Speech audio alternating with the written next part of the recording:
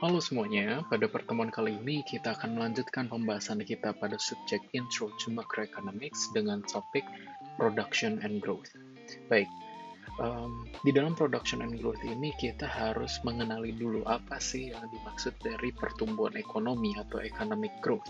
Ya, economic growth itu sendiri merupakan suatu pertumbuhan yang berkelanjutan dari production possibilities, ya, dari kemungkinan-kemungkinan produksi, dan ini diukur melalui real GDP instead of nominal GDP, dan dengan jangka waktu tertentu juga, gitu ya. Jadi kita melihat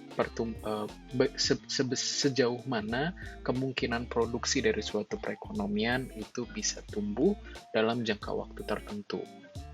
Nah, sehingga kalau misalnya kita mengukur pertumbuhan ekonomi, kita melihat rate-nya, kita melihat persentase perubahannya, gitu ya, kita akan membandingkan pertumbuhan pada satu titik waktu ke titik waktu yang lain.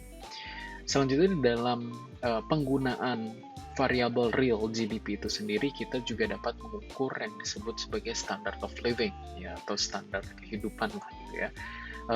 Yang mana kita dapat mengukurnya dengan membagi, ya, merata-ratakan real GDP terhadap populasi. Sumber dari economic growth ini sendiri ada beberapa sumber, ya. Sumber pertama yaitu dari aggregate hours atau total waktu yang dihabiskan dari bagi porsi populasi yang bekerja. Begitu. Jadi diasumsikan di sini semakin besar porsi waktu yang digunakan untuk bekerja, otomatis jumlah hasil produksi pun akan semakin besar, dan aggregate hours ini sendiri juga dipengaruhi oleh faktor-faktor lain. Antara lain adalah jumlah populasi yang berada di usia kerja, ya, dan tentu pertumbuhan dari bagian populasi tersebut. Kita juga harus membandingkan jumlah orang yang bekerja terhadap jumlah populasi kita.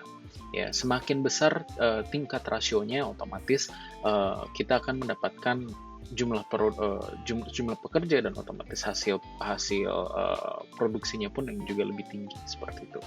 Dan kita juga harus melihat marginalnya, perubahan marginalnya. Kalau misalnya let's say kita menaikkan jumlah waktu bekerja dalam satu minggu misalnya, apakah perubahannya signifikan? Semisal kita kan selama ini memahami kalau misalnya waktu bekerja itu 5 days a week, gitu ya, 5 hari dalam seminggu, gitu. Nah, kalau misalnya dalam 5 hari tersebut bekerja dari jam 9 ke jam 5, itu sekitar 7 jam, ya.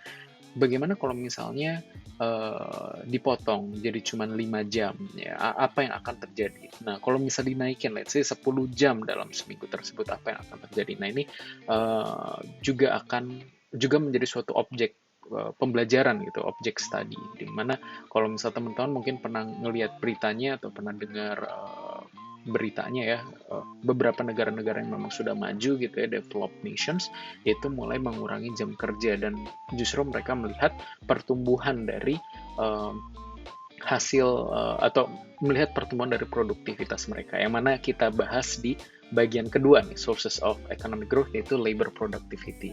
Nah, di sini labor productivity juga menggunakan real GDP, ya, untuk mengukur, itu real GDP dibagi dengan aggregate hours.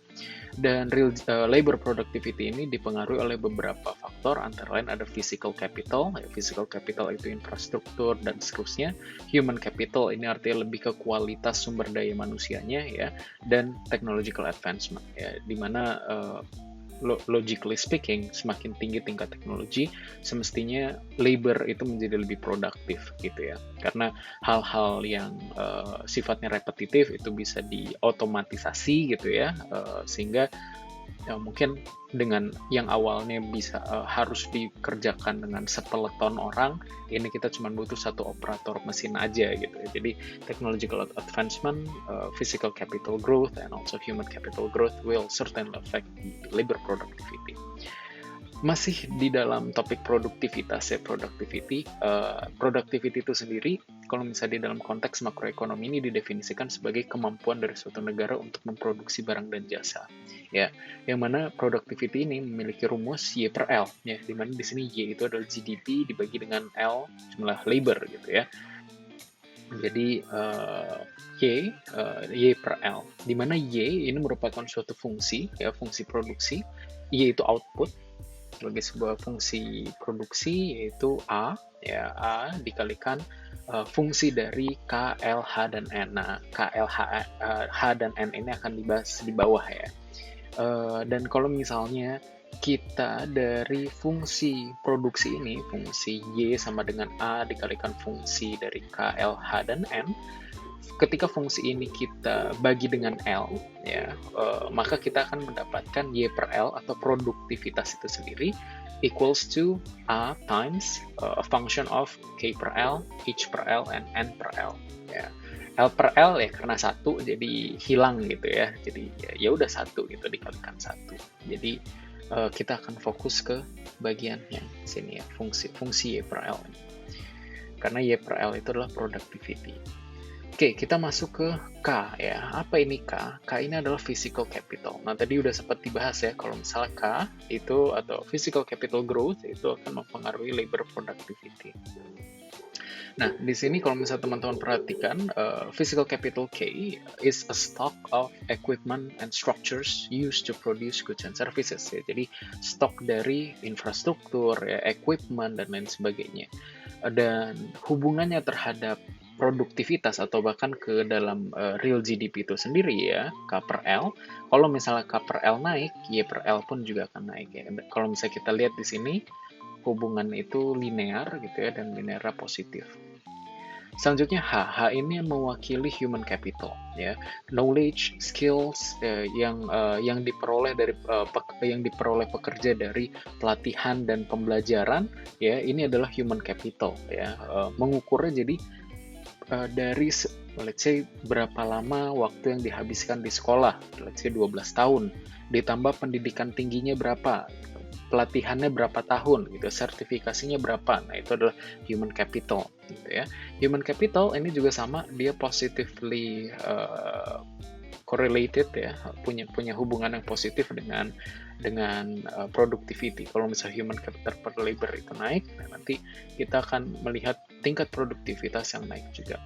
Ada N ini natural resources ya, jadi N per L akan berpengaruh positif juga, karena kalau misalnya natural resources-nya itu abundant ya, otomatis nanti jumlah output yang bisa diproduksi pun juga akan semakin banyak. Tentu tadi juga ada technological knowledge yang dia akan berpengaruh ke semuanya gitu ya, dia akan berpengaruh ke 3 faktor yang lain gitu ya, karena kalau misalnya kita lihat let's say technological appliance to natural resources, kita bisa dengan input yang sama bisa mendapatkan output yang lebih banyak ya. Tadi dari human capital misalnya mempermudah manusia untuk bisa memperoleh ilmu dan mempercakap keahliannya, dan kalau misalnya dari physical capital mungkin dari segi ketahanan lamanya gitu ya, dari efisiensinya dan lain sebagainya.